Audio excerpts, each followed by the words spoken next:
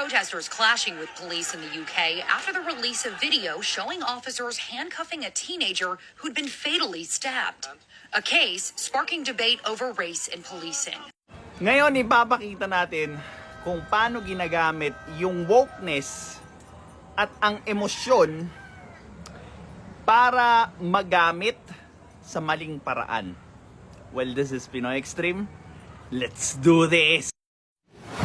This is Pinoy Extreme. 18-year-old Henry Novak was stabbed by 23-year-old Vikram Digwa last December. Digwa first told officers he had been the victim of a racist attack by Novak and claimed he had stabbed him in self-defense. He took my turban off. Digwa claimed Novak, who was white, knocked off his turban and targeted him because of his Sikh faith. Those allegations were later found to be false. But at the time, officers appeared to accept Digwa's account, while also dismissing Novak's statement that he had been stabbed. Been stabbed. You've been stabbed? Whereabouts? Don't think you have, mate. Moments later, Novak repeatedly told officers he couldn't breathe as they place him in handcuffs. Henry told officers that he could not breathe 9 times. He lost consciousness before anyone believed him.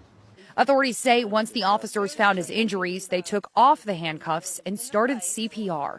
But Novak died a short time later. Prosecutors said there was no evidence to support Digwa's claims of a racist attack.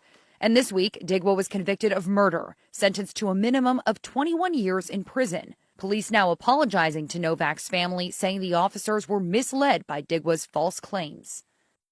Now, doon kasi sa mga countries that were accepting immigrants, lalo na sa Europe, for some reason, mas naging matimbang yung words ng mga immigrants. Because pinunta nila sa image nila na sila yung kawawa, sila yung mahina, up until such na ginawa na or ginamit na nila yung ganong klaseng image para samantalahin yung bansang kinaroroonan nila. And this is one of the results. So, marami sa mga immigrants, including dun sa ibang bansa, like for example, Japan, Europe, countries, so on and so forth, yung umaabuso doon sa bansang tumanggap sa kanila.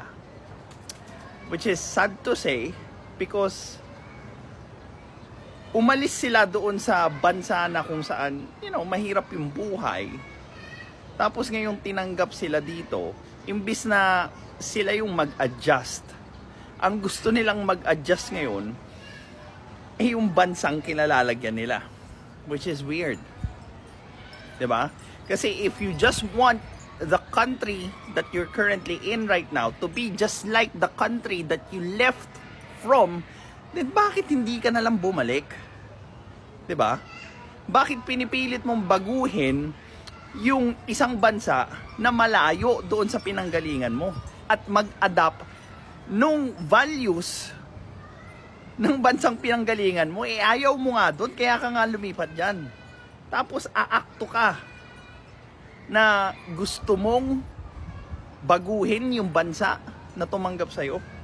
Kalokohan yun.